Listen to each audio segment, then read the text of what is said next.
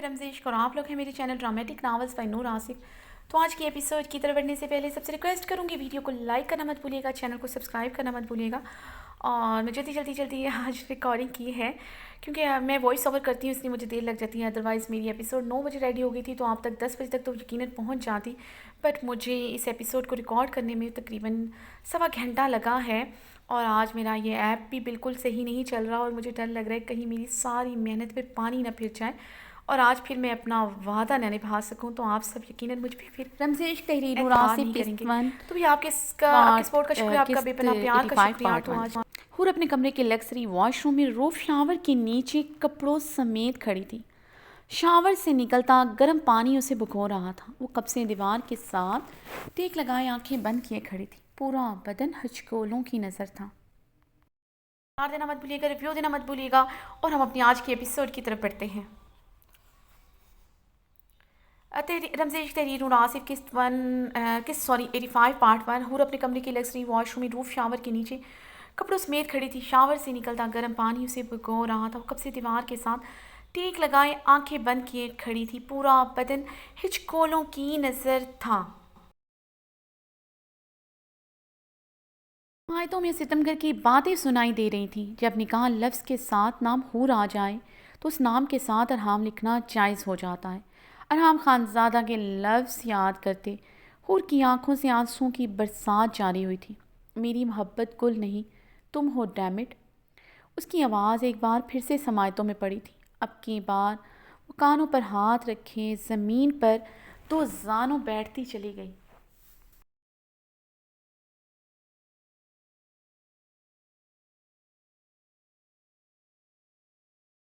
ये अल्फाज वो अरहाम के लबों से सुनना चाहती थी। वो जैसा भी सही उसका शौहर था। निकाह के 2 बोल के बाद अल्लाह दिलों में मोहब्बत डाल ही देता है। 6 माह दिन रात उसकी पनाहों में रहते हुए उसकी धड़कनें सुनते। अरहाम खानज़ादा की धड़कनें उसके दिल में धड़कने लगी थी। उसकी नफ़रतें, उसकी दी हुई अज़ियतें सहने के बावजूद वो उससे नफ़रत नहीं कर सकी थी।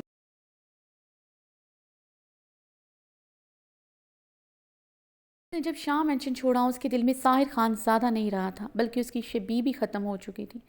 सिर्फ उसके छोड़ने की कसक थी उसके दिल में, अब वो भी निकल गई थी।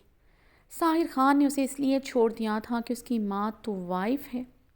इसी बात ने उसके दिल में साहिर खान के लिए नफ़रत पैदा हो चुकी थी, क्योंकि तब वो हुर सुल्तान शाह थी, एक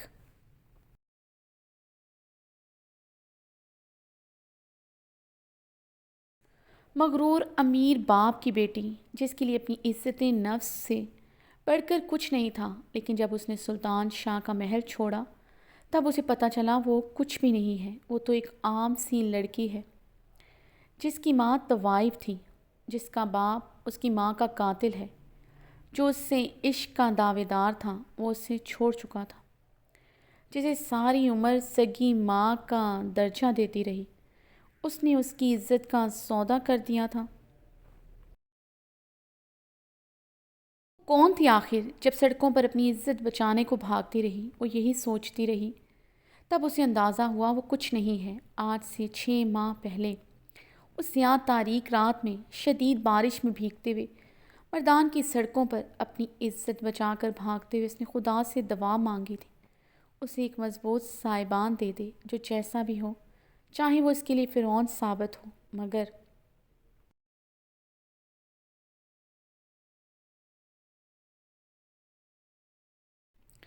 मगर वो इसकी इज्जत पर कभी आँच ना आने दे। वो नहीं चाहती थी कि खुदा उस ठिठुरती भीगती रात में उसकी दुआ तक कबूल कर लेगा। वो नहीं जानती थी कि खुदा इस ठिठुरती भीगती रात में उसकी दुआ कबूल कर लेगा। वो उसकी ही गाड़ी से टकरा गई, जिसने एक रात में अपने अमल से अपने जुल्म पर उसे बावर करवाया कि सच में फ़िरौनियत क्या होती है, होती क्या है। वो जब अरहाम खानज़ादा की गाड़ी से टकराई तो वो पहला मर्द था जिसने उस पर अपनी नज़रें नहीं गाड़ी थी। वो इस स्याह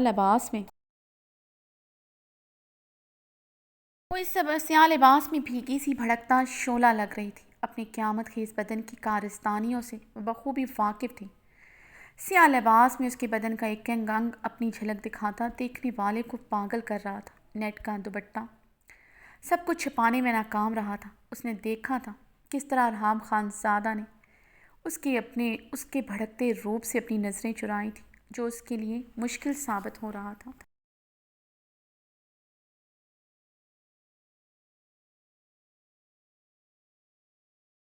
ان کچھ دنوں میں وہ جان گئی تھی مرد کو شاید اتنی کھانے کی بھوک نہیں ہوتی جتنی ایک عورت کے جسم کی بھوک ہوتی ہے۔ ارحام خان زادہ بھی ایک مرد تھا، وہ بمشکل ہی اپنے نظریں چرائے ہوئے تھا۔ وہ گاڑی میں بھی اس سے نظریں چراتا رہا تھا، بلکہ اس نے اپنا کوٹ بدن ڈھانپنے کے لیے دیا تو وہ تحیر زدہ ہوتے بے یقین ہوئی تھی۔ ان کچھ دنوں میں ہر مرد کو صرف خود پر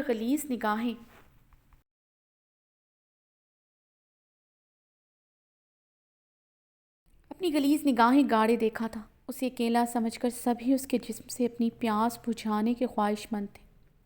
اس چھوٹے سے ہاسٹل میں، سڑکوں پر بھاگتے ہوئے مردان کے اس چھوٹے سے گھر میں ہر جگہ مرد کا بہت برا روپ دیکھا تھا اس نے۔ بات لباس کی نہیں تھی، بات مرد کی آنکھوں میں ٹپکتی ہوس کی تھی۔ لباس تو اس نے ہمیشہ وہی پہنا جس نے اس کا بدن کبھی ڈھکا ہی نہیں تھا، مگر ایسی نظروں کا سامنا نہیں کرنا پڑا تھا۔ اس کے ساتھ سلطان شاہ کا ٹیگ تھا، اس کے گارڈز ہوتے تھے۔ وہ سلطان شاہ کی بیٹی تھی تو کسی نے اس پر کبھی بری نظر نہیں ڈالی تھی، مگر جب وہ سڑکوں کا حصہ بنی تو مردوں نے پورے لباس میں بھی اسے اپنی نظروں سے جھلسانا نہیں چھوڑا تھا۔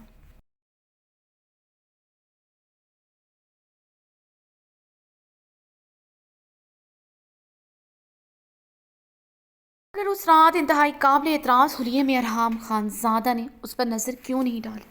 وہ راستے بھر پریشان رہی، وہ کن اکھیوں سے اسے دیکھتی رہی جو سنجیدہ تاثرات کے ساتھ ڈرائیونگ کر رہا تھا۔ یہی وہ لمحہ تھا جب اس کے دل کو ارحام خان زادہ نے چھو لیا تھا۔ زندگی میں دو مردوں کا روپ دیکھا تھا جو اسے بے انتہا پیار کا دعویٰ کرتے تھے،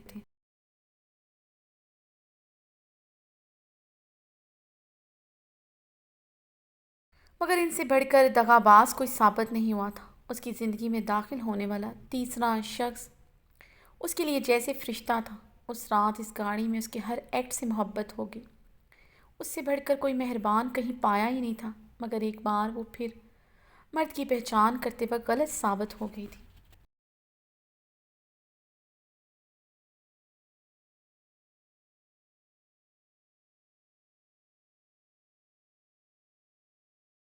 اس مضبوط صاحباں کو پانے کے لیے اپنی سطح سے نیچے گر گئی۔ اس کی کم عمری، اس کی سمجھ، اس کی ابتر ذہنی کنڈیشن نے اسے جو کرنے کو کہا وہ کرتی چلی گئی۔ اسے مضبوط صاحباں تو مل گیا، مگر اس کی وحشی بربریت نے اس پر باور کرایا۔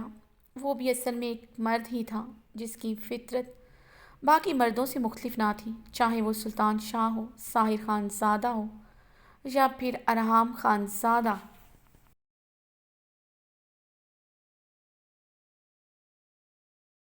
ارحام خان زادہ کی وحشی بربریت سے اسے نفرت نہیں ہوئی تھی، وہ اس سے شدید خوفزدہ ہو چکی تھی۔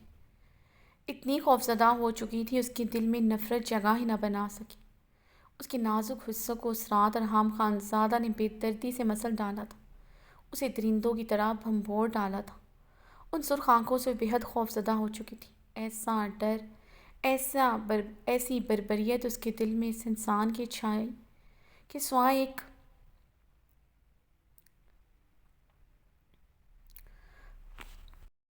خوف کی کوئی اور جذبہ اپنی جگہ ہی نہ بنا سکا۔ نفرت تو وہ کبھی کر ہی نہیں سکتی تھی۔ اگر وہ وقت کا فرعون ثابت ہوا تھا تو اس نے بھی اس رات اس شخص کی جنت چھین کر اسے دوزخ میں لا کھڑا کیا تھا۔ پھر وہ کیسے اس سے نفرت کرتی جسے پور وہ زخم دے چکی تھی۔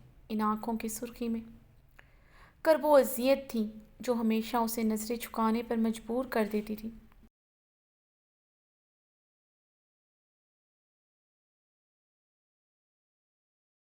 پھر ان 6 مہینوں میں اسے ارحام خان زادہ نے وہ تحفظ دیا جو اس کا باپ اپنے محل نما گھر میں نہ دے سکا۔ شاہ منشن میں اس کا سودا ہوا تھا اور سلطان شاہ کچھ نہ کر سکا۔ آہستہ آہستہ خوف کی چادر سرکنے لگی۔ وہ اسے سختی سے چھوتے چھوتے نرمی سے چھونے لگا۔ دل میں ایک تمنا جاگی کہ اسے گل کی طرح محبت کرے۔ گل کا نام اس کی لبوں سے اسے کبھی اچھا نہیں لگا۔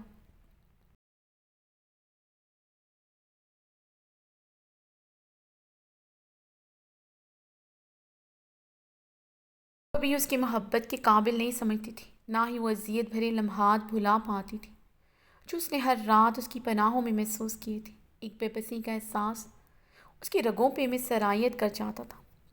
خود کو اس ستم گر کا کھلونا سمجھتی تھی۔ وہ اپنی منمانیاں کرتا رہتا اور قربت کے لمحات میں اس کے خوف سے اس کا ہر حکم مانتی چلی جاتی تھی۔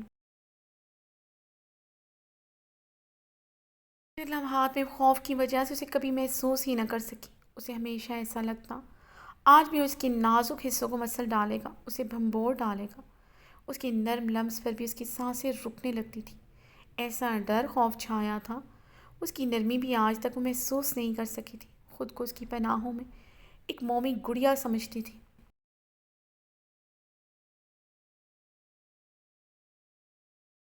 آج بھی اسے اپنا ابراہیم خانزادہ کا کھلونا لگا تھا، محبت کا اظہار کر چکا تھا، مگر دل یقین نہیں کر پا رہا تھا۔ اظہار کرنے کے بعد بھی تو اس نے وہی کیا جو ہمیشہ کرتا تھا، نفرت جنون میں۔ اسے اس کے جسم کی چاہی کیوں ہوتی تھی؟ ان 6 ماہ میں بنا اس کی مرضی کی پرواہ کیے بغیر اسے اپنی پناہوں میں لے کر اس کے جسم کے ساتھ کھیلتا رہا تھا۔ اس کی بے رحم شدتوں پر اف بھی نہیں کر سکتی تھی، کرتی بھی کیسے؟ اسے اتنا حق دیا ہی نہیں تھا، وہ اتنا جنونی تھا، اسے کسی صورت خود سے جدا نہیں کرتا تھا۔ وہ روئے تڑپنے، اسے لپٹنا، اسے ستم کر کے چٹانی سینے سے ہی تھا، ہونٹ چہرہ ہاتھوں میں چھپا کر شدت سے رو دی تھی۔ محبت ایسی ہوتی ہے کیا جیسی ابراہیم خانزادہ کرتا ہے؟ محبت تو ایسی ہوتی ہے جو ساحر خانزادہ کرتا ہے۔ وہ پھوٹ پھوٹ کر رو دی تھی۔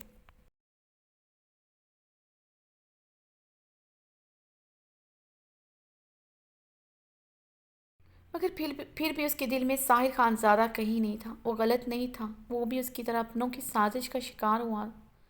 پھر بھی اس کے دل میں کہیں نہیں تھا۔ اگر وہ اپنے دل میں ساحر خان کے لیے نفرت لے کر ابراہیم خانزادہ کی زندگی میں نہ داخل ہوتی تو شاید آج بھی وہ گرین آنکھوں والا شہزادہ ہی اس کے دل پر راج کرتا، سچ میں چاہے جانے کے قابل تھا۔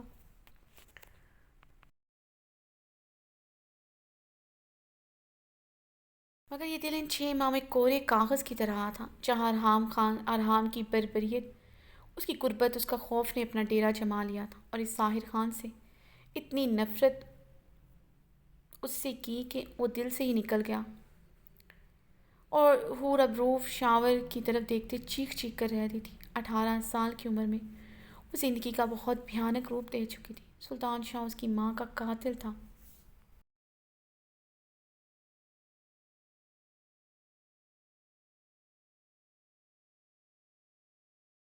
اسے مرد ذات پر اعتبار نہیں رہا تھا۔ اس ستمگر کے لفظ پھر سے یاد آئے تھے۔ حور کے بدن کی کپکپاہٹ بڑھتی جا رہی تھی۔ ایک بات یاد رکھنا، حور تم صرف میری ہو، تم عشق کرنے کے ہی قابل ہو، تمہارا نام عشق ہی ہونا چاہیے تھا، مگر مجھے وہ نام بھی گوارا نہیں جو کسی نے بھی تمہیں دیا ہو۔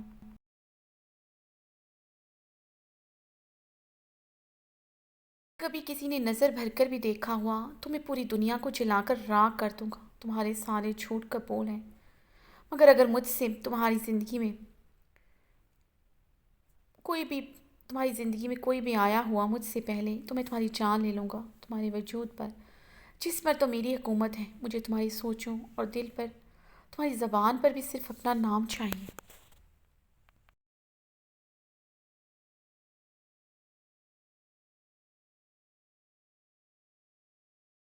میں تمہاری کسی بات پر یقین کروں نہ کروں، مگر اس بات پر یقین کر بیٹھا ہوں کہ تمہاری زندگی میں میرے علاوہ کبھی کوئی نہیں آیا۔ اس کی گراہٹ یاد آئی تھی۔ حور کی آنکھیں شدت گریہ سے جلنے لگی تھی۔ یہ حقیقت تھی، ساحر خان کبھی اس کی محبت تھا، اسے بہت بات اس کے ہاتھوں کو، اس کی آنکھوں کو چھوا تھا۔ اپنے لبوں کی گرمائش کبھی نہیں دی تھی، مگر وہ اپنی انگلیوں کی پوروں سے بہت نرمی سے اس کے چہرے کو نگوش کو چھوتا رہتا تھا۔ بہت سے وعدے عہد و پیمان ہوئے تھے۔ ارحام خانزادہ تو کسی کی ایک نظر اس پر برداشت نہیں کر سکتا تھا۔ جب اسے معلوم ہوگا وہ کسی کا عشق رہ چکی ہے، بلکہ وہ انسان آج بھی دیوانوں کی طرح اس پر مرتا ہے، تو وہ کیا کرے گا؟ سچ میں اسے جان سے مار ڈالے گا۔ حور کے بدن پر پھر سے کپ کپی تاری ہوئی تھی۔ اگر سلطان شاہ اپنی محبت کو مار سکتا تھا تو وہ بھی مار سکتا تھا۔ اس کی بربریت سے وہ بخوبی واقف تھی۔ اگر وہ اسے مارے گا نہیں تو یقیناً اسے اپنی مٹھی میں رکھے گا، جہاں وہ سانس بھی اس کی مرضی سے لے گی۔ اسے ارحام خان زادہ کا کھلونا نہیں بننا تھا۔ ثابت ہوتا تھا وہ اس کے لیے جنونی تھا، شدت پسند بھی تھا۔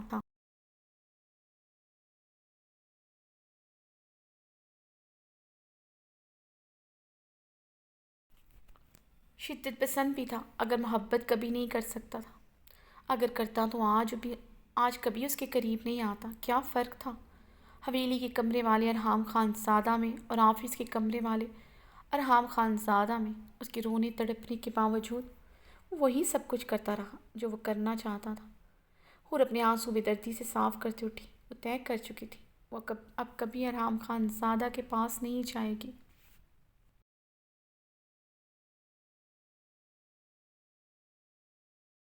اس پار چہرے کے ساتھ واش روم میں موجود کبرڈ کی طرف بڑھی۔ اس کے چہرے پر چٹانوں سی سختی تھی۔ ابریش خطرناک راستے پر تندو تیز ڈرائیو کر رہی تھی۔ راستہ کافی خطرناک تھا۔ اس نے شارٹ کٹ لیا تھا۔ اسے جلد از جلد ہسپتال پہنچنا تھا۔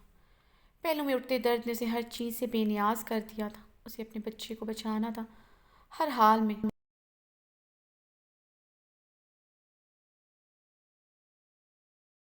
اسپیڈ مزید بڑھائی تھی۔ یہ بچہ میرے لیے جان سے بڑھ کر ہے، سماعتوں میں ستم کر کے الفاظ سنائی دیے تھے۔ ابریش نے اپنے بہتے آنسو بہت بے دردی سے اپنی ہتھیلی سے رگڑے۔ صرف تمہیں نہیں، یہ بچہ مجھے بھی اتنا ہی عزیز ہے مسٹر خان زادہ۔ ابریش اسٹیئرنگ گھماتے ہوئے پوری طرح چیخی تھی۔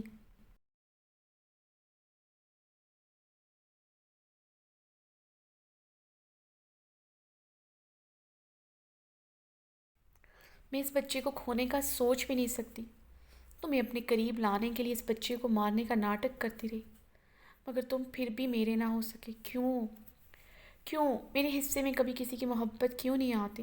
تمہارے پیار کی خاطر تو میں نے اپنے خون کے رشتوں کو بھلا دیا تھا، اپنی عنایا کو بھلا دیا تھا۔ اپنی اسٹیئرنگ پر گرفت مضبوط کرتے شدت سے رو دی تھی۔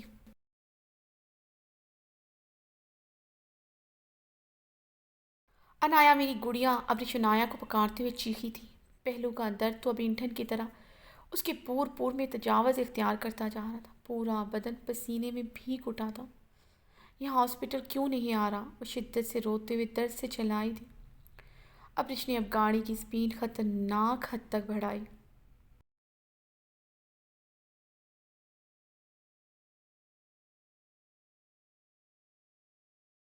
کا بورڈ نظر آیا تھا۔ ابریش نے گاڑی کی سپیڈ مزید بڑھائی تھی۔ گاڑی ہاسپٹل کے احاطے میں داخل ہوئی تو ابریش نے اپنا ماتھا اسٹیئرنگ پر ٹکاتے ہوئے گہرے سانس لیے تھے۔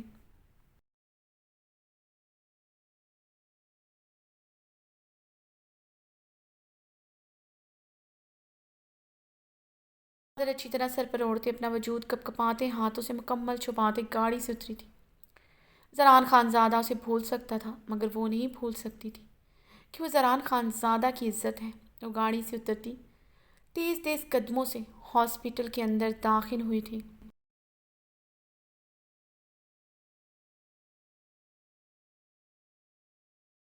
ابریش کی نظر شہرام پر پڑی جو کسی ڈاکٹر سے باتیں کرتا سامنے سے ہی آ رہا تھا۔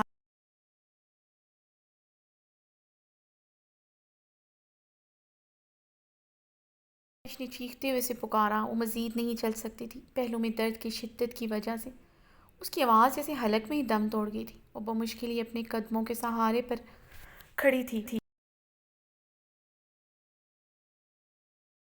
ڈاکٹر آئزر کے ساتھ معمول کے راؤنڈ پر تھا۔ وہ ڈاکٹر آئزر کے ساتھ باتوں میں مصروف جنرل وارڈ کی طرف بڑھ رہا تھا۔ ابریش کی آواز اس تک پہنچ نہیں سکی۔ شہرام! ابریش نے کانپتے ہاتھوں سے اپنی بڑی سی چادر سر پر جمائی جو پھسل کر کندھوں پر آ گئی تھی۔ ابریش نے دیوار کا سہارا لیتے اب کی بار شہرام کو تیز آواز میں پکارا تھا۔ دفتن شہرام کی نظریں ابریش پر پڑی تھیں جو دیوار کا سہارا لیے بمشکل ہی کھڑی اسے بہتے آنسوؤں کے ساتھ دیکھتے کپکپا رہی تھی۔ بھابھی! شہرام ابریش کی حالت دیکھتے اسے پریشانی سے پکارتا ہوا اس کی طرف بڑھا تھا۔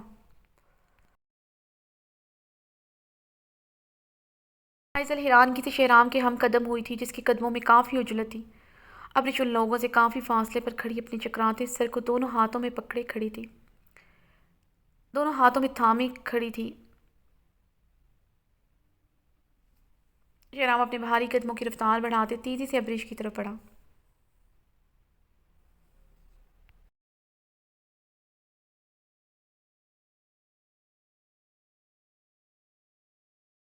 हुआ है भाभी, शहराम ने अब्रिश के कपकपाते वजूद को अपनी बाहों का सहारा दिया था, वरना वो यकीनन ज़मीन बोस हो जाती। शहराम मेरा बच्चा। अब्रिश के लबों से लफ्ज़ टूट कर अदा हुए थे, सब उसके लिए जैसे भी थे, मगर उसके पेट में मौजूद बच्चे के बाप के साथ उन सब का गहरा रिश्ता था।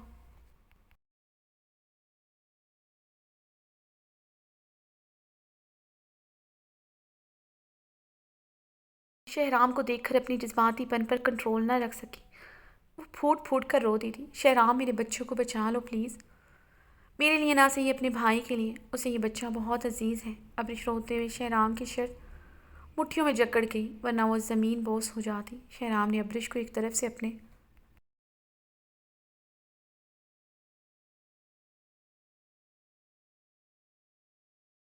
बाजू का सहारा दिया हुआ था। क्या हुआ है भाभी बच्चे को?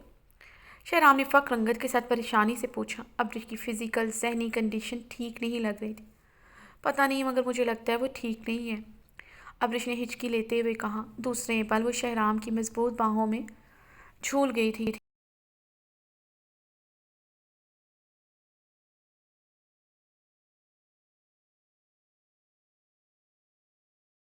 शहराम ने अब्रिश के बेहोश वजूद को मजबूती से अपने बाजुओं में जकड़ा। शहराम ये कौन है, क्या हुआ इन्हें? डॉक्टर आइज़ल ने शहराम के परेशान चेहरे को देखते पूछा। सिस्टर है मेरी, शहराम ने आइज़ल को बताते हुए कॉरिडोर में नज़र दौड़ाई थी।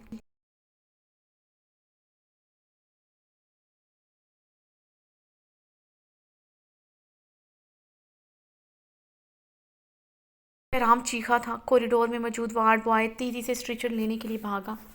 अब्रिश के बेजान वजूद को देखते शहराम ने स्ट्रेचर आने का इंतज़ार नहीं किया था। कभी भी अब्रिश को ऐसे छूने का नहीं सोच सकता था, मगर इस वक्त उसकी हालत देखते वो काफ़ी डर गया था। उसे अपनी बाहों में उठाए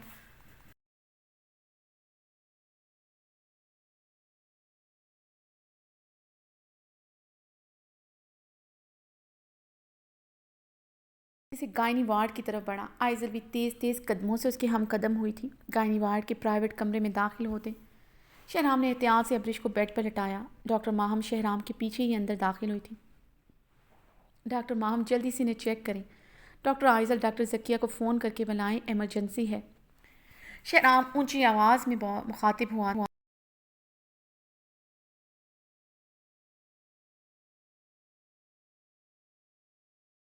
बाद में सर हिलाते दरवाजे की तरफ बढ़ी और नर्स जल्दी चाहिए, डॉक्टर बहारे को इन्फॉर्म करें, उनका यहाँ होना लाजमी है। इन्हें कहें वो जल्दी से यहाँ आए, जल्दी से यहाँ आए, क्विक फास्ट। शहराम ने नर्स को हदायत दी। फैसल के कदम रुके थे। डॉक्टर ने पलट कर हैरानगी से शहराम को देखा था। बहारे गायने डॉक्टर नहीं थी जो उसकी इधर ज़रूरत पड़ती। बहारे का वजूद हमेशा उसे शहराम के करीब खटकता था। क्यों, वो नहीं जानती थी, मगर एक बहारे ही ऐसी लड़की थी जिसे पता नहीं वो क्यों इनसिक्योर जेलस होने लगती थी।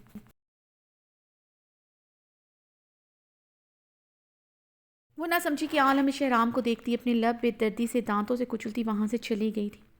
शहराम अब्रिश के बेहोश वजूद को एक नज़र देखते जल्दी से बाहर निकल गया था। ज़रान तंदो तेज़ सुर्ख चेहरे के साथ ड्राइव कर रहा था। फ़ोन पर गुल खान ने जो खबर पहुंचाई थी उसकी समायतें, उसका दिल अभी अभी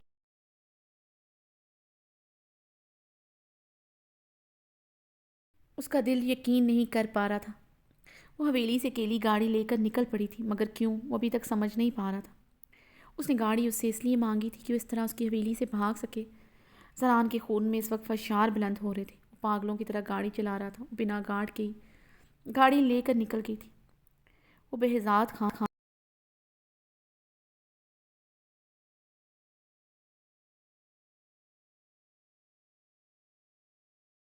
सोच सोच कर ही उसके अंदर शोले दहक रहे थे। उसके दिल में आंधियों के चक्कर चल रहे थे। ज़रान खानज़ादा का दिल आज पहली मरतबा खौफज़दा था। वो अपनी इज्जत और बच्चे के लिए शदीद खौफज़दा हो चुका था। मैं तुम्हारे बच्चे को मार दूंगी ज़रान, अब्रिश के लफ्ज़ समायतों में गूंजे थे। वो लफ्ज़ कल भी दिल में बच्ची की मानिंद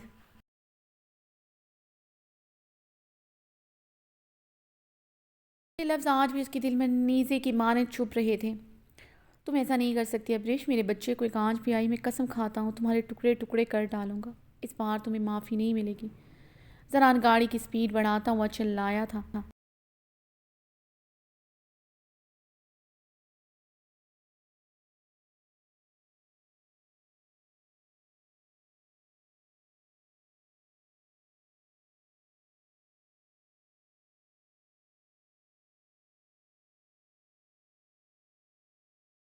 تم اس کا فون بجا تھا، موبائل اسکرین پر پلوشا کا نمبر تھا جسے اس نے غصے سے کاٹ کر موبائل فون ڈیش بورڈ پر پٹک دیا۔ تھوڑی دیر بعد پلوشا کی طرف سے ایک میسج موصول ہوا۔ زران، مجھے تمہیں ابریش کے متعلق کچھ بتانا ہے، پلیز میرا فون اٹھاؤ۔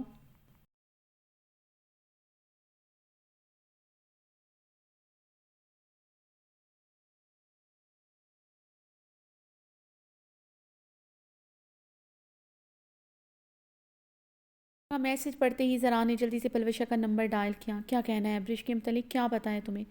زران اجلت بھرے انداز میں بولا۔ زران وہ پلوشا کی گھبرائی آواز سپیکر پر گونجی تھی۔ جلدی بتاؤ پلوشا۔ زران فون پر غصے سے دھاڑا تھا۔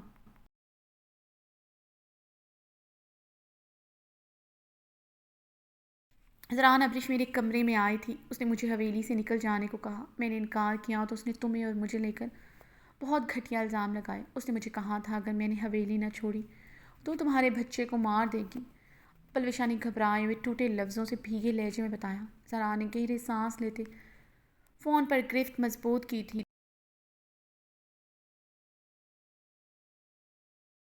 محسوس کرتے پلوشا کے لب مسکرائے تھے۔ اگر ابریش زران کو سب بتا دی تو وہ یقیناً زران ابریش پر یقین نہ کرتا۔ زران ابریش پر یقین کرتا۔ وہ ابریش کو گاڑی لے کر نکلتا دیکھ چکی تھی۔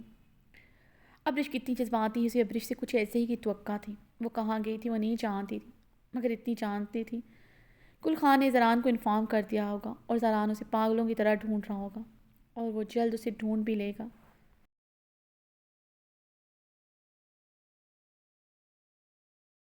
قیامت تک زران خانزادہ کے حصار سے وہ بھاگ نہیں سکتی تھی۔ نکاح سے پہلے اسے واپس لے آیا تھا، اب تو اس کی عزت تھی، اس کے ہونے والے بچے کی ماں۔ وہ جانتی تھی وہ ابریش کو سوات کراس بھی نہیں کرنے دے گا، واپس اسی حویلی لا پٹکے گا، مگر اب کی بار ابریش کا مقدر زران کا کمرہ نہیں، اس حویلی کا تہہ خانہ ہی ہوگا۔ زران کے غصے اور جنون کو وہ جانتی تھی۔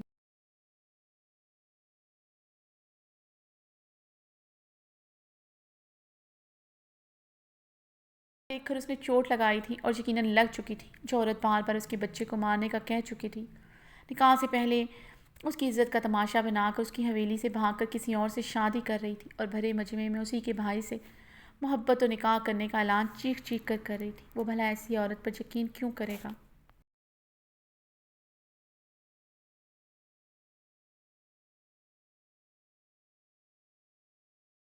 جذباتی لڑکی اپنا نقصان خود ہی کر چکی تھی۔ فون پر زران کی گہری ہوتی سانسیں محسوس کرتے پلوشا کی مسکراہٹ گہری ہوئی۔ زران، ابریش کا پتہ کرو، مجھے تمہارے بچے کی بہت فکر ہو رہی ہے، وہ بہت جذباتی ہے، تمہیں تکلیف دینے کے لیے ہر حد تک جا سکتی ہے، اور تمہارے بچے کو مار سکتی ہے۔ میرے بچے کو وہ عورت آج بھی نہیں پہنچا سکتی، اگر ایسا ہوا تو میں اسے آگ لگا دوں گا۔ زران خوفناک درندے کی مانند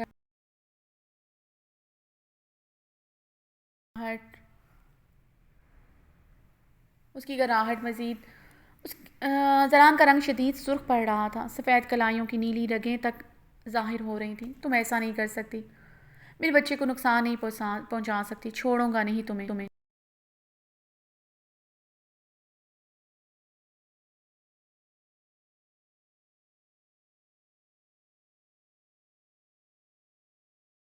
بات کی طرف تھا، وہ پلوشا کی باتوں پر یقین کر چکا تھا۔ ابریش پریگننٹ ہے، یہ اس نے گھر میں کسی کو نہیں بتایا تھا، نہ ابریش نے کسی کو بتایا تھا۔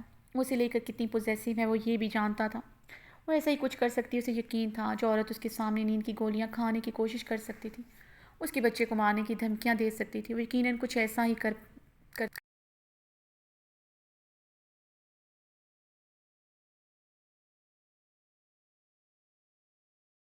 آخر اس نے ابریش پر یقین کیوں کیا؟ وہ اپنے بال مٹھیوں میں جکڑے بلبلا اٹھا تھا، درد ہی درد تھا جو اسے اپنے پورے وجود میں سرایت کرتا محسوس ہو رہا تھا۔ ہر بار اپنی محبت کے ہاتھوں زخم کھانا کیسا ہوتا ہے، کوئی اس سے پوچھتا، اس کا دل کر رہا تھا اپنی گاڑی کو پہاڑ سے نیچے کی طرف گہرائیوں میں دھکیل دے، مگر اسے ہر حال میں اپنے بچے کو بچانا تھا۔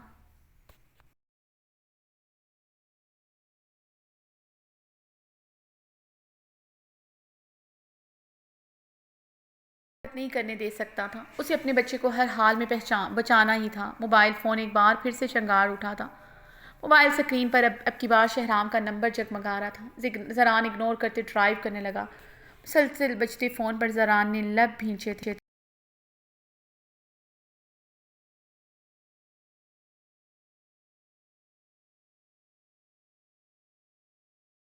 سوات میں صرف شہرام خان زادہ تھا، ابرش کو اس نے کہیں دیکھا نہ ہو۔ زران نے یہ سوچتے جلدی سے فون اٹھایا۔ بولو شہرام۔ زران نے فون اٹھاتے ہی کہا، لالا بابی ہاسپٹل میں ہے، انہیں آپ کی ضرورت ہے، جلدی سے یہاں آ جائے۔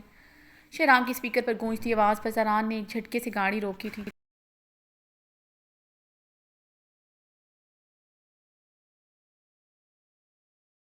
دانتوں میں پیوست کیے بمشکل ہی پوچھا تھا، سب ٹھیک ہے لالا، آپ ہاسپٹل آئیں۔ وہ سنجیدگی سے کہتا فون بند کر چکا تھا۔ زران نے گہرے سانس لیتے گاڑی سٹارٹ کی۔ اب اس کی گاڑی کا رخ شہرام کے ہاسپٹل کی طرف تھا۔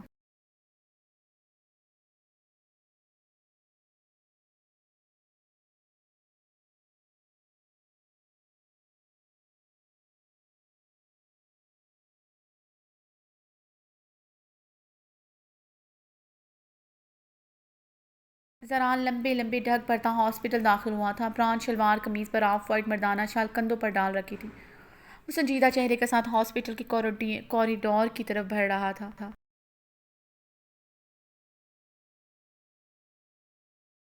کوریڈور سے گزرتی دو ڈاکٹرز کی بات پر اس کے بھاری قدم رکے تھے۔ کس قسم کی عورت تھی وہ جو اپنے بچے کو مارنے پر بضد تھی؟ اس نے ڈاکٹر ذکیہ کی اتنی منت سماجت کی کہ اس کی DNC کی جائے، یہ وہ بچہ نہیں چاہتی۔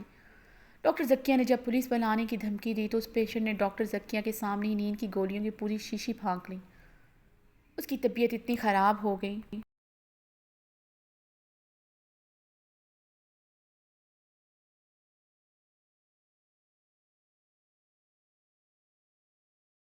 مجبوراً DNC کرنی پڑی۔ ڈاکٹر کی بات سنتے زران کی مٹھیاں بچھی تھیں، آنکھوں میں خون کی لالی اتری تھی۔ وہ اپنی پسٹل لوڈڈ کرتا تیش و علم میں اپنی بھاری قدموں سے ایمرجنسی روم کی طرف بڑھا تھا۔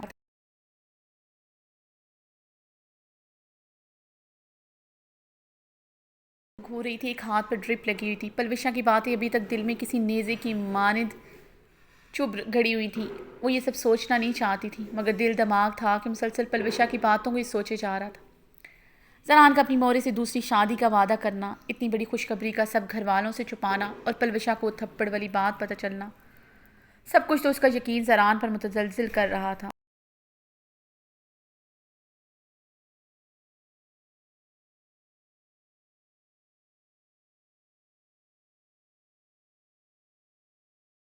عارض اور شفاف گردن کو بھگو رہا تھا۔ وہ ستمگر بار بار نظروں کے سامنے آ رہا تھا، جس کے بغیر وہ زندگی کا آپ تصور بھی نہیں کر سکتی تھی، نہ ہی اسے کسی کے ساتھ شیئر کر سکتی تھی۔ ابرش نے کپکپاتے ہاتھ اپنے پیٹ پر رکھے، اس کے منہ سے سسکاری نکلی تھی۔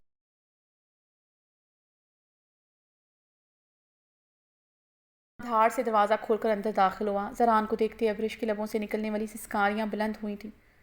زران ہمارا بچہ، ابرش نے روتے ہوئے اسے پکارا تھا۔ مار دیا تم نے میرا بچہ، زران نے تیش و علم میں چلاتے ہوئے دروازہ دھاڑ سے بند کیا۔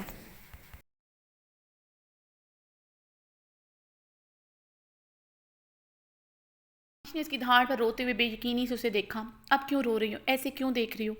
جو تم نے کرنا تھا وہ کر لیا، تم اتنی ظالم ہو سکتی، میں سوچ بھی نہیں سکتا تھا۔ زران اس کے پاس بیڈ کے قریب کھڑا ہوتے کرب سے بولا تھا۔ ابرش کی نکاح زدہ حالت دیکھتے ہوئے اپنے بال مٹھیوں میں جکڑ گیا تھا، یا نہیں اس کا بچہ اس دنیا میں نہیں رہا تھا۔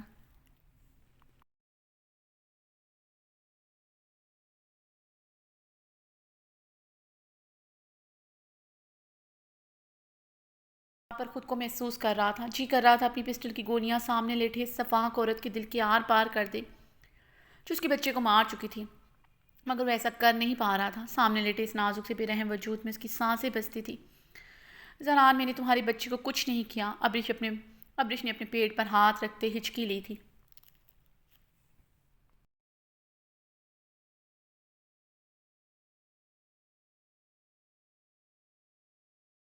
تم ایک گھٹیا عورت ہو، تم میرے پیار کے قابل نہیں ہو۔ جب تم میرے نکاح سے بھاگی تھی مجھے اس دن ہی تمہیں جان سے مار دینا چاہیے تھا۔ زران وحشت کے عالم میں غر آیا تھا۔ اس کا بچہ اس دنیا میں نہیں رہا، وہ غم و اشتعال سے پاگل ہو رہا تھا، اور اس کے بچے کو مارنے والی اس کی محبت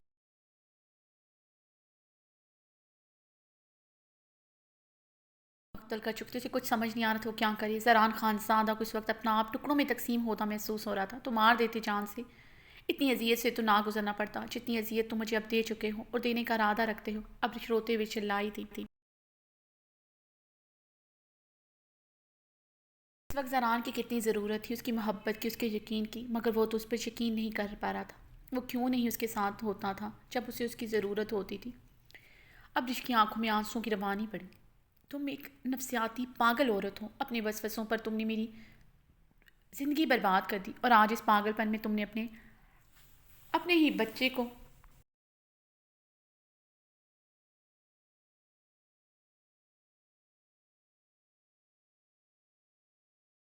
یو بلڈی وومن، جی کر رہا ہے یہ پسٹل کی ساری گولیاں میں تمہارے سینے میں اتار دوں۔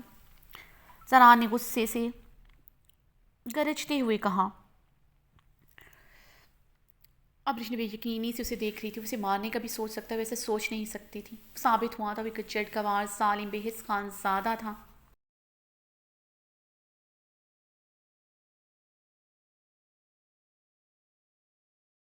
خانزادہ مار دو مجھے آج، اب رش نے کہتے ہوئے اپنی آنکھیں میچھی۔ میں تمہاری طرح اس حد تک نہیں گر سکتا کہ تمہیں مار دوں، تمہاری سزا بہت بدتر ہوگی، جو سزا خدا تمہارے لیے تعین کرے گا۔ جو عورت اپنے پیٹ میں پلنے والے بچے کو مار دے اس کی سزا یقیناً بہت بدتر ہوگی۔ زران کا رایا تھا۔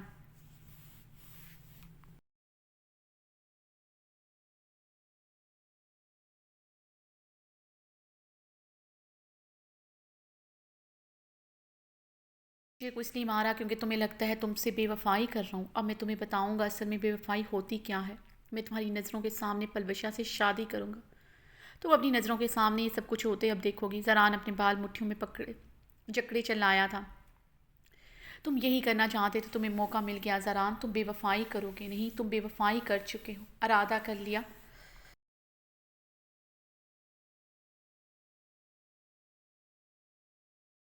مجھ پر پسٹل تان لی، سمجھو تم نے مجھے مار دیا۔ اب رش روتے ہوئے بولی، مانتی ہو ارادہ کرنے سے بے وفائی ہو جاتی ہے؟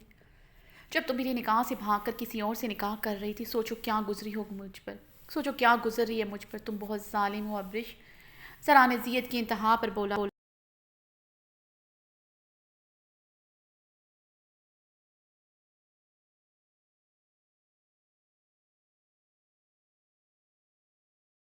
جو کچھ کیا تم سے نکاح سے پہلے کیا، مگر دل میں صرف تم تھے۔ میرا خدا جانتا ہے میں نے ایک پل کے لیے بھی کبھی کسی مرد کو نہیں سوچا۔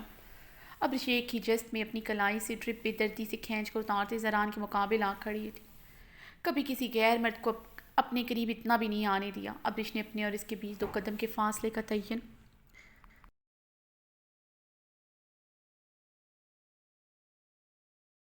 سے کرتے کہا، تم نکاح سے پہلے میری کسی عمل کے متعلق مجھ سے استفسار نہیں کر سکتے، اب کی بات کرو۔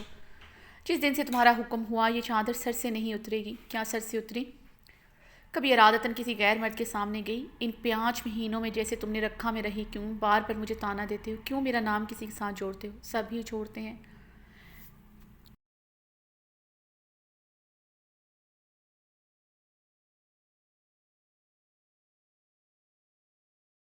ہو یا پھر وہ تمہاری پلوشاں، کیوں مجھے تانا دیتے ہو؟ ابرش اس کا گریبان پکڑے بری طرح رو دی تھی۔ زران نے اس کے ہاتھ غصے سے اپنی شرٹ سے چھڑواتے اسے دور جھٹکا تھا۔ تمہیں کبھی معاف نہیں کروں گی، سمجھے تم سچ میں ایک اجڑ گوار ظالم بے حس خان ہو۔ اس کا گریبان پھر سے جکڑ گئی۔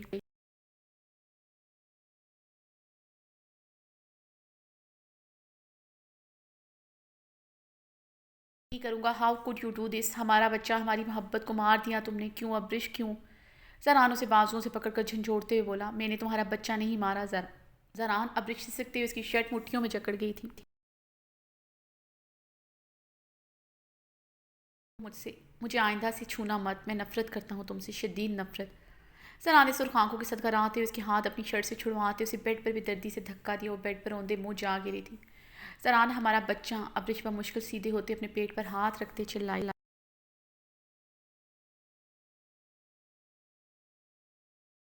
جو دروازے کی جانب بڑھا تھا، برش کی دردناک چیخ پر رکتے ہوئے مڑ کر اسے دیکھا اور پیٹ پہ ہاتھ رکھے چلا رہی تھی۔ تیزی سے اس کی طرف بڑھا تھا۔ اسی لمحے بہاریں اندر داخل ہوئی تھی۔ ابرش کی حالت دیکھتے ہوئے تیزی سے اس کی طرف بڑھی۔ سران، ہمارے بچے کو بچا لو پلیز، ابرش نے درد سے کراتے ہوئے آنکھیں میچھی۔ کیا ہوا لالا یہاں پر؟ بھابھی کو آپ نے دھکا کیوں دیا؟ آپ جانتے ہیں نا وہ آپ کے بچے کی ماں بننے والی ہے، بہاریں غصے سے بھڑکتے ہوئے بولی۔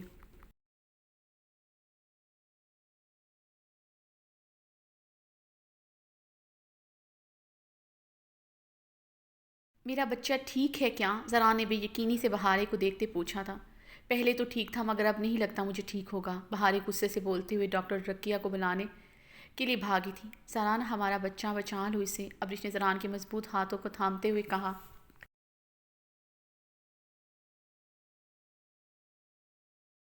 پا رہے تھے زران خان زادہ کی آنکھوں سے آنسو بہہ رہے تھے۔ وہ اسی لمحے ہوش و حواس سے بیگانہ ہو چکی تھی۔ السلام علیکم مورے۔ اسفندیار خان نے زنان خانے کے لاؤنج میں داخل ہوتے رزینہ خانم کو سلام کیا۔ نظریں اپنی خوبصورت بیوی پر جم کر رہ گئی تھیں۔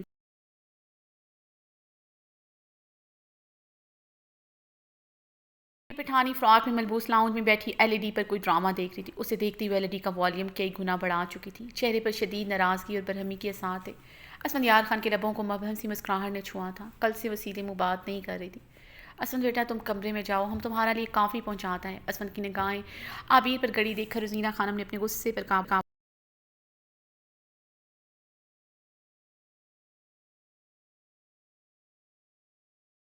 کافی تحمل سے کہا تھا۔ عابیر میرے لیے کافی لے کے آؤ، میں اسٹڈی روم میں ہوں۔ اسفند نے عابیر کو دیکھتے درش لہجے میں کہا۔ عابیر نے مزید والیوم بڑھایا تھا۔ عابیر مجھے اگلے 2 منٹ میں اسٹڈی روم میں کافی پہنچاؤ۔ اگر کافی تم نے کسی اور کا ہاتھ بھیجی تو کافی کا مغز سیدھا دیوار پر جائے گا، اور پھر جو میں تمہارے ساتھ سلوک کروں گا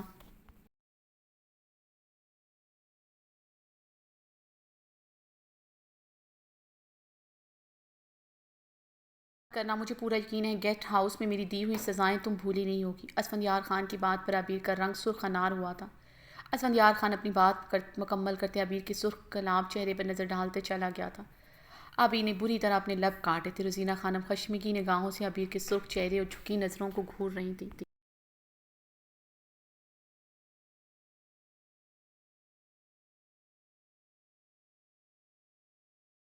نہ تھی اسفندیار خان کی بات کا مطلب نہ سمجھتی، کن سزاؤں کی بات کر رہا تھا وہ بخوبی سمجھ چکی تھی۔ اگر وہ نہ بھی سمجھتی، عابیر کا گلاب چہرہ سب کچھ سمجھا چکا تھا۔ وہ عابیر کو غصے سے گھورتے وہاں سے چلی گئی تھی۔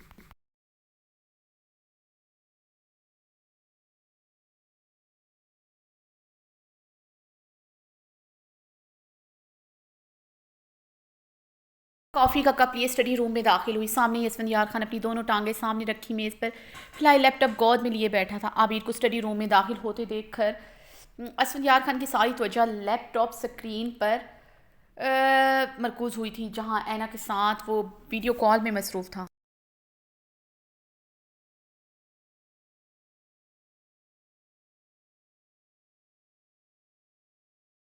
کیسی ہو تم؟ اسفندیار خان کی مسکراہٹ گہری ہوئی تھی۔ عابیر نے غصے سے کافی کا مگ ٹیبل پر پٹکنے کے انداز میں رکھا تھا۔ کافی مگ سے چھلکتے ٹیبل پر رکھے پیپرز کو داغدار کر چکی تھی۔ واٹ دی ہیل، یہ کیا کیا ہے تم نے؟ اسفند لیپ ٹاپ ایک ہی جھٹکے سے بند کرتا چلایا تھا۔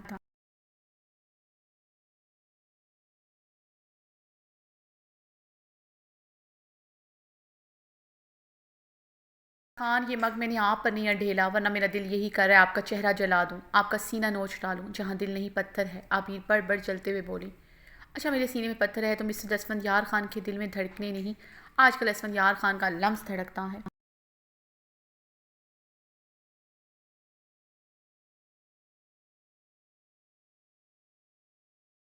اسفندیار خان عابیر کی کلائی جھکڑے سے جھٹکے سے کھینچتا اپنی گود میں بٹھا چکا تھا۔ میری دھڑکنوں پر نہ آپ کا لمس دھڑکتا ہے، نہ میرے دل میں آپ رہتے ہیں، سمجھے آپ؟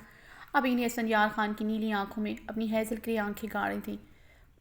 ایسی بات ہے۔ اسفندیار خان کا ٹھنڈا ہاتھ عابیر کی فراق کے اندر اس کی دھڑکنوں کو بے دردی سے چھو گیا تھا۔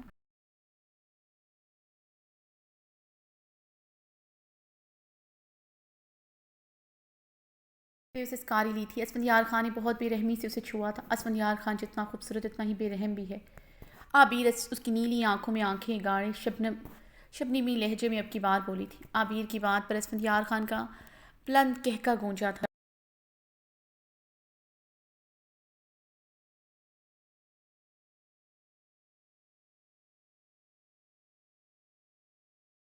اسفندیار خان مجھے عبیر سے کہہ کے پر اس کے حصار میں بری طرح جھٹپٹائی تھی۔ بے رحم تو آج کل میری خوبصورت وائلڈ وومن بنی ہوئی ہے۔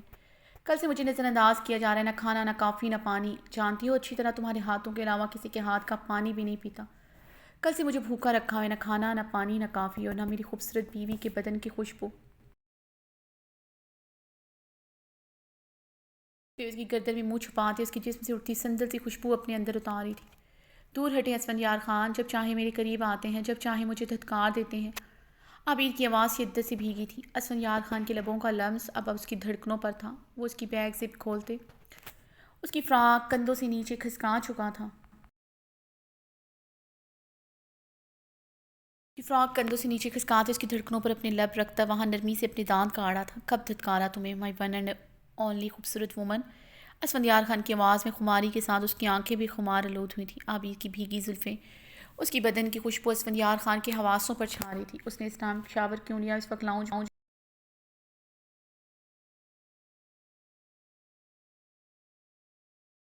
یہ بھی جانتا تھا صبح حویلی سے باہر جاتے اور رزینہ خانم کو بتا کر گیا تو اس ٹائم تک واپس آ جائے گا۔ اس ٹائم وہ بھی لاؤنج میں موجود تھی۔ اب واپسی پر وہ مہکی سی نکھری سی اس کی فیوریٹ کلر فیوریٹ فراک میں موجود تھی، یعنی اس کی خوبصورت بیوی کو یقین تھا وہ واپسی پر اس کے قریب ضرور آئے گا۔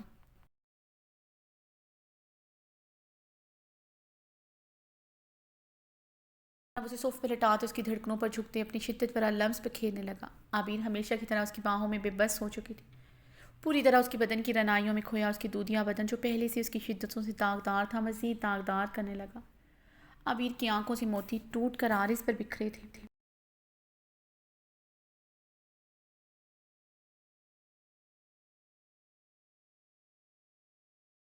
وہ اس کی دھڑکنوں پر اپنا شدت پر لمس پر کھیلتے اس کی گردن پر آیا تھا، اپنے پرہدت بوسوں کی بچھاڑ سے اس کی گردن کو جھلسانے لگا۔ اسفندیار خان کے ہاتھوں کی باکیاں بڑھنے لگی تھیں۔ اس سے پہلے وہ اس کی اسفندیار خان کے ہاتھوں کی بیباکیاں بڑھنے لگی تھی۔ اس سے پہلے اس کی بدن کے مزید پردے کھسکاتے اپنے جسم کو راحت پہنچاتا عبیر اسے بری طرح جھٹک چکے تھے۔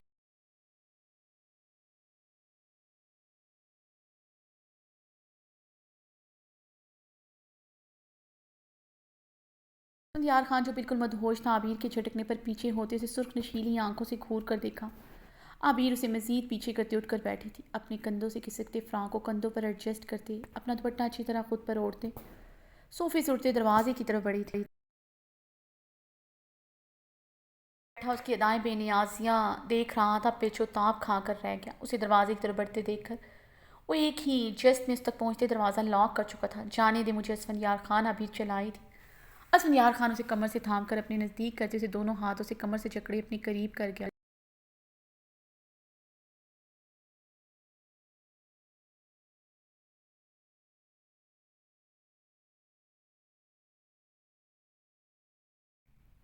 کیسے جانے تو میری خوبصورت بیوی آخری پرفسوں لمحوں میں پہنچ گیا تھا۔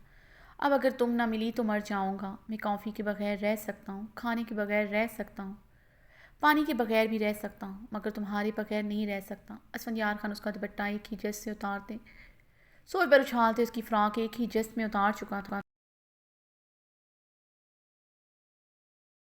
اپنی فراق کو زمین پر پڑا دیکھ کر اپنی حالت دیکھتے شرم سے اسفندیار خان کے چوڑے سینے میں آ سمائی تھی۔ اسفندیار خان اسے سینے میں بھینچتے گہرا مسکرایا تھا، اسے اپنی گود میں اٹھائے وہ صوفے کے جانب بڑھا۔ عبیر اب اپنی آنکھیں میچھی ہوئی تھی۔ اسفندیار خان اس کی بند آنکھوں پر لرزتی پلکیں دیکھ کر گہرا مسکرایا تھا۔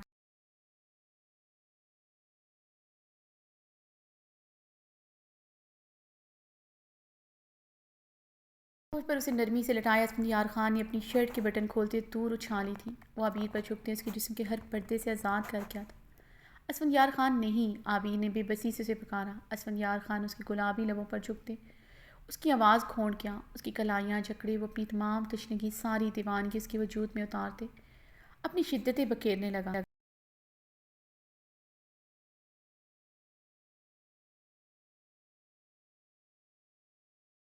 عبیر نے اپنے کپڑے پہنے، اپنا دوپٹہ اچھی طرح خود پر لپیٹے صوفے سے اٹھتے کھڑی ہوئی۔ اسفند صوفے پر بیٹھے اس کے ساتھ ٹیک لگائے گہرے سانس لیتے آنکھیں موڑے ہوئے تھا۔ عبیر کو اپنے پاس سے اٹھتے دیکھ کر اسفندیار خان اسے کلائی سے جکڑے اپنے لیپ پر بٹھایا۔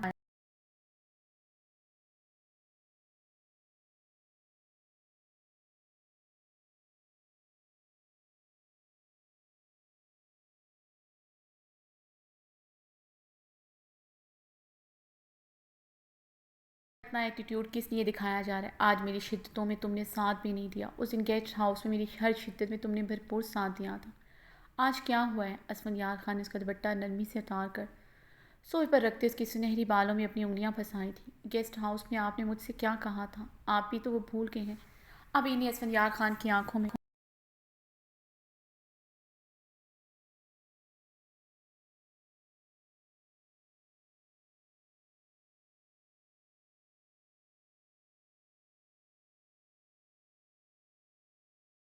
شکوہ کیا کہا تھا میں نے؟ اسفندیار خان نے گہرا مسکراتے ہوئے پوچھا، جو پہلے کبھی نہیں کہا تھا۔ عبیر کی آواز مزید بھیگی تھی۔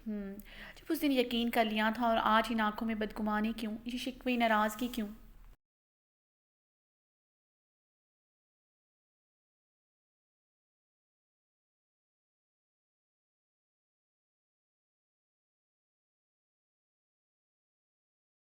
اسفندیار خان نے اسے مزید قریب کرتے اس کے سرخ لبوں پر اپنے لب نرمی سے رکھے تھے۔ اسفند، ابھی بھی میں ناراض نہ ہوں، شکوہ بھی نہ کروں آپ سے۔ میری خوشیوں کا محور آپ نے بہاری کی خوشیوں پر رکھ دیا ہے۔ آپ ہمیشہ بنا قصور کے مجھے سزا کیوں دیتے ہیں؟ کل آپ نے مجھے سب کے سامنے اکیلا کیوں کیا؟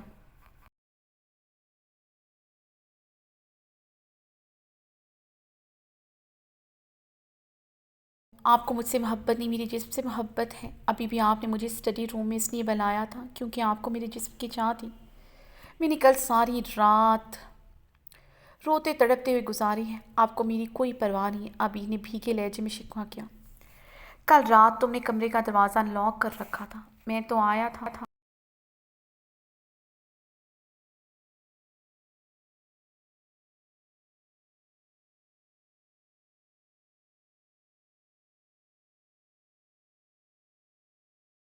شکووں پر سنجیدگی سے کہا، جانتی تھی آپ ضرور آئیں گے کیونکہ آپ کی میرے جسم کی چاہ ہو، یہ ہو نہیں سکتا۔ عبیر کی بات پر اسفندیار خان کی آنکھوں کی سرخی بڑی تھی۔ اسفند نے اپنے جبڑے بری طرح بھیجے تھے۔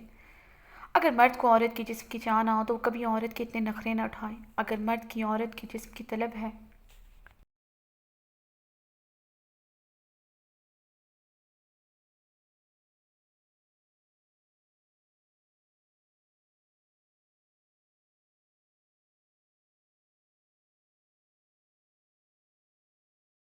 یہ بات ایک عورت کے لیے فخر کا باعث ہوتی، مرد کسی کمزوری کا فائدہ اٹھاتے اسے بے بس کرتی ہے۔ اگر مجھے تمہارے جسم کی چاہ نہ ہوتی، کیا تم میری محبت کو سچی مانتی؟ تم کبھی میری محبت پر یقین نہ کرتی، بلکہ ہر رات روتے سسکتے گزارتی کہ مجھے تمہارے جسم کی طلب کیوں نہیں ہے؟ کہیں میں کسی اور کی طلب تو نہیں رکھتا؟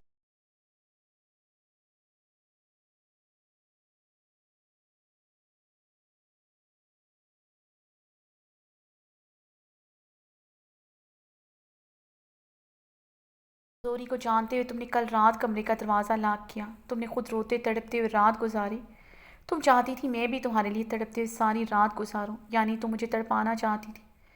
اگر مجھے تمہارے جسم کی چاہ نہ ہوتی تو تم مجھے کیسے تڑپاتی؟ اسفندیار خان نے عبیر کی آنکھوں میں دیکھتے سوال داغے تھے۔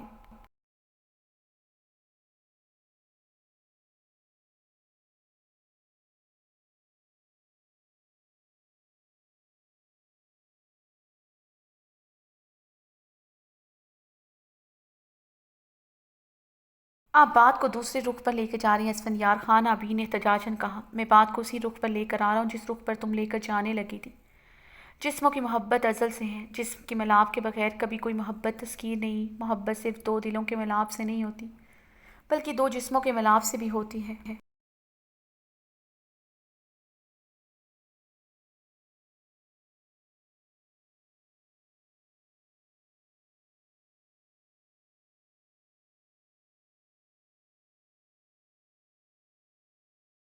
کی چاہ ہونا ایک مرد کے لیے عورت اس کا گناہ کیوں بنا دیتی ہے؟ کل تم رات تمہارا کسی دورت دروازہ لاک کرنا نہیں بنتا تھا۔ کسی صورت میرے حق سے روگردانی نہیں کر سکتے تم۔ تمہیں غصہ تھا مجھ سے بات کرتی، مگر کل رات تم نے دروازہ لاک کیا۔ کل رات میں نے تڑپنے سے زیادہ غصے اور اشتعال سے ساری رات گزاری ہے، مگر آج صبح تمہیں دیکھتے ہی میرا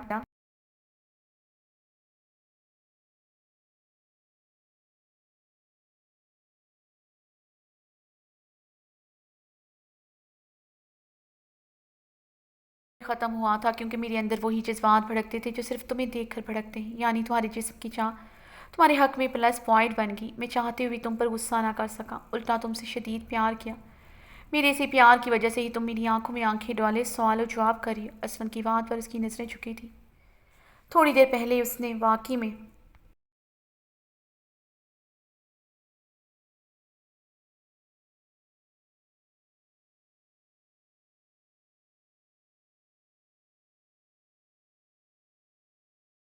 تھا اپنے پور پر، وہ ابھی بھی اس کی دہکتی بوسوں کا لمس محسوس کر رہی تھی۔ اور جہاں تک بات ہے کل بہاری کی سائڈ لینا، تو میری چھوٹی بہن ہے، اس کی سائڈ نہ لیتا۔ وہ زخمی حالت میں کھڑی میرے سینے سے لگے رو رہی تھی۔ وہ جس مان سے لپٹی تھی، مجھے جھٹک دیتا۔ تمہارے بھائی نے تمہارے گال پر ایک تھپڑ کا نشان دیکھتے کیسے مجھ سے سوال و جواب کیے تھے، یاد ہے؟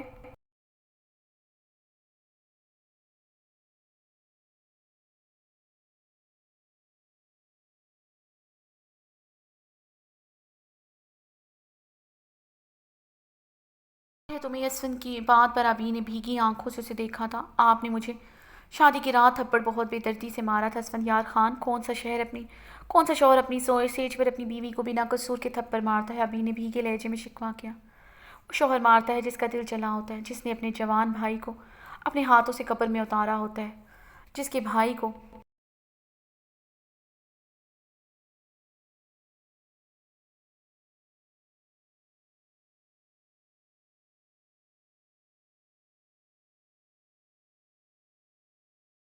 اللہ جس کو بھائی کو مارنے والا اس کی بھی بیوی کا شوہر ہوتا ہے۔ اسفند یار خان کا لہجہ برفیلا ہوا تھا۔ عبیر کی آنکھوں کی نمی بڑی تھی۔ اس سب کے باوجود بھی تمہارے بھائی مجھ سے ایکسپیکٹ کرتے ہیں تمہیں پھولوں کی طرح رکھوں، تمہیں اپنی ہی بہن کو روتا بلکتا چھوڑ دوں۔ شہرام کا رویہ تم نے دیکھا بہارے کے ساتھ۔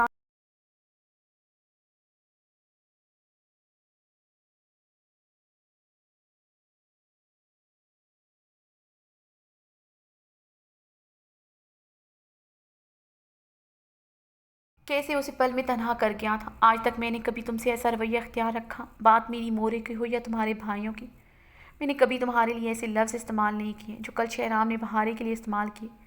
اسفن کی کھردری انگلیاں اسی کمر پر بے دردی سے پیوست ہوئی تھیں۔ عبیر کی آنکھوں کی نمی نے شدت اختیار کی تھی۔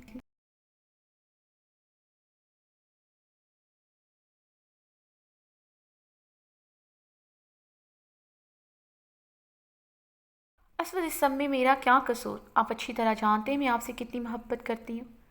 آپ کی ذرا سی بے اتنائی میری جان نکال دیتی ہے۔ آپ کے بغیر رہنے کا سوچ کر ہی میری دھڑکنیں رکنے لگتی ہیں۔ آپ کو کسی کے ساتھ سوچ کر ہی میں ایک لمحے میں ہزاروں بار چلتی ہوں۔ اسفند یار خان دوزخ کی آگ مجھے لگتا ہے اتنی دہکتی ہوئی نہیں ہوگی جتنی آپ کو سینا سے بات کرتے دیکھ کر میرے اندر آگ دہکتی ہے۔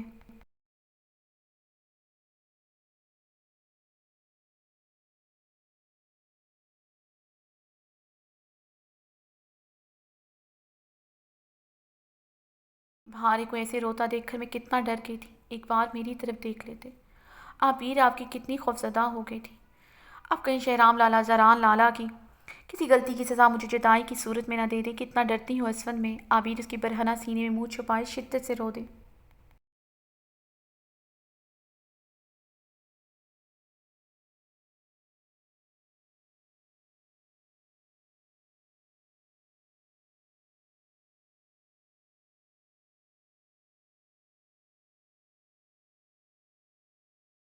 نرمی سے اس کے گرد اپنا حصار قائم کرتے اس کی ٹھوری پکڑے اس کا چہرہ اوپر اٹھایا تھا۔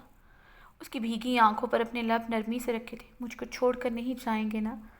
ابھی نے بہتی آنسوں کے ساتھ ہچکی لیتے ہوئے پوچھا تھا۔ تمہیں کیا لگتا ہے؟ اسفند نے اس کی ہیزل گرے آنکھوں میں جھانکتے نرمی سے پوچھا۔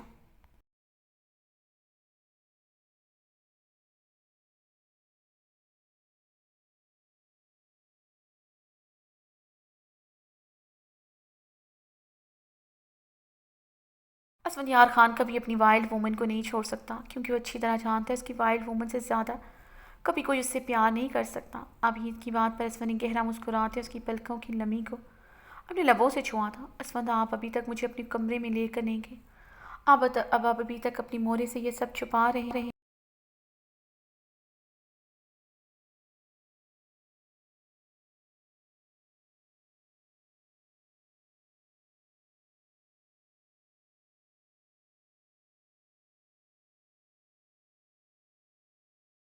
انہیں بہتے آنسوں کے ساتھ شکوہ کیا۔ گیسٹ ہاؤس سے ہم ایک رات رہ کر آئے ہیں اور ابھی تم پچھلے 1.5 گھنٹے سے میرے ساتھ یہاں بند ہو۔ گھر کی ملازمائن بھی جان چکی ہوں کہ اندر کیا ہو رہا ہے۔ اسفند کی بات پر عبیر پوری طرح بلش ہوئی تھی۔ اسفند اس کے آرے سرخ گلاب ہوتا دیکھ کر گہرا مسکرایا تھا۔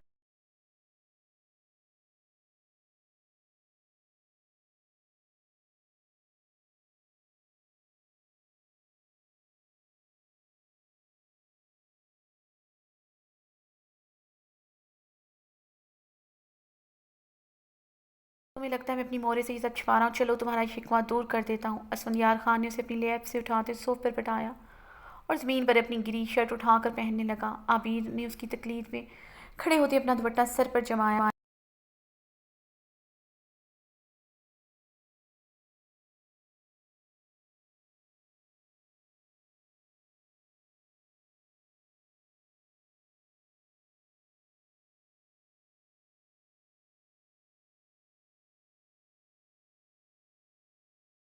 خان نے شرٹ پہنتے اسے اپنی گود میں اٹھایا تھا۔ اسفند یہ کیا کر رہے ہیں؟ عبیر اسفند کی شرٹ مٹھیوں میں جکڑتے چیخی تھی۔ سب گھر والوں کو بتانے لگا اس بند کمرے میں کیا ہو رہا تھا، اور یہ کہ ابھی میرا دل نہیں بھرا۔ اب دوسرا راؤنڈ اپنے کمرے میں، اسفند زمانی انداز میں کہتے اسٹڈی روم کا دروازہ کھولتے باہر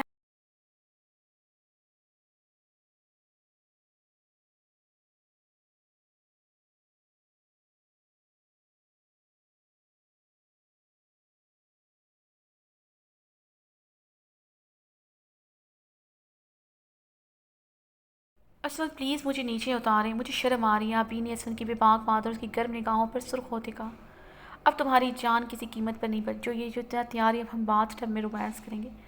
اسفند نے زبانی انداز میں کہتے اسے آنکھ ماری۔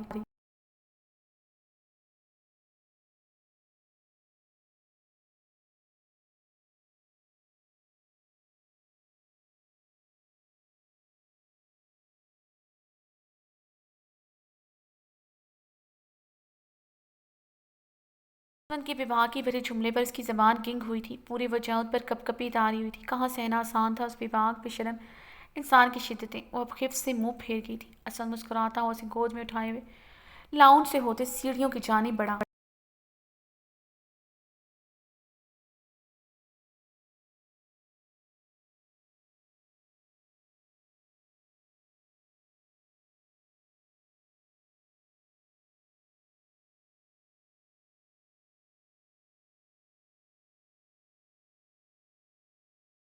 خانم امینہ خانم اور درخشاں کو دیکھ کر وہ خفت و شرم سے اسفند کے سینے میں منہ چھپا گئی تھی۔ زینہ خانم یہ دیکھتے صوفے سے اٹھی تھی۔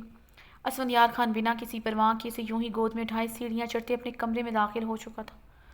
لاؤنج میں موجود سب کے چہرے سرخ ہوئے تھے۔ زینہ خانم نے لاؤنج میں ٹیبل پر پڑا شو پیس اٹھا کر پوری قوت سے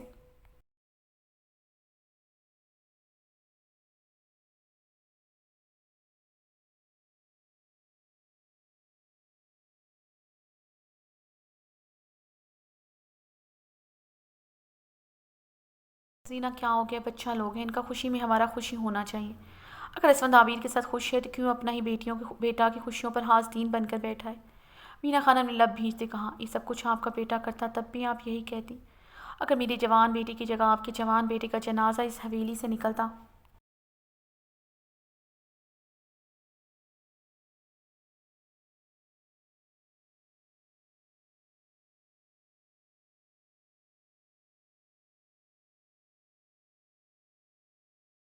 تب بھی آپ یہی کہتی۔ کیسے باتیں کرتا ہے، اللہ ہمارا تینہ بیٹوں کو سلامت رکھے، ہمارا زندگی بھی انہیں لگ جائے۔ مینا خانم نے ناگواری سے روزینہ خانم کی بات ٹوکی تھی۔ پڑھانا کلیجہ پر ہاتھ، ارحام تمہارا سگا بیٹا نہیں ہے، پھر بھی اس پر ایک آنچ بھی آ جائے تو تم تڑپ اٹھتا ہے۔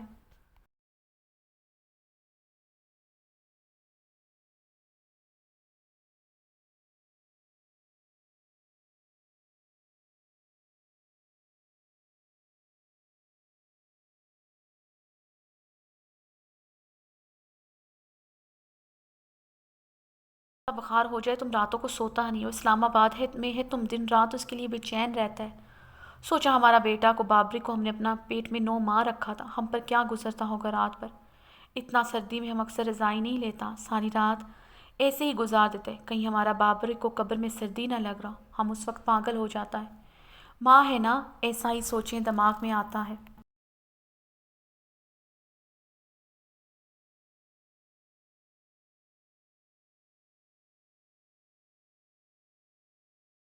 ہمارا بیٹا کو مارنے میں تمہارا بیٹا کا ہاتھ ہے، تو ہم کیسے اس کا بہن کو اپنا بیٹا کے ساتھ خوش رہنے دے سکتا ہے؟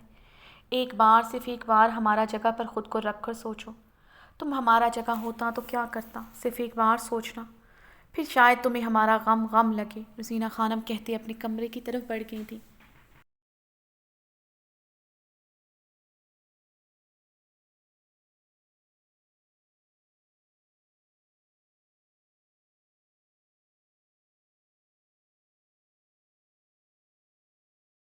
آس پڑتے سو پر بیٹھ کے اپنا سر ہاتھوں میں گرا چکی تھی۔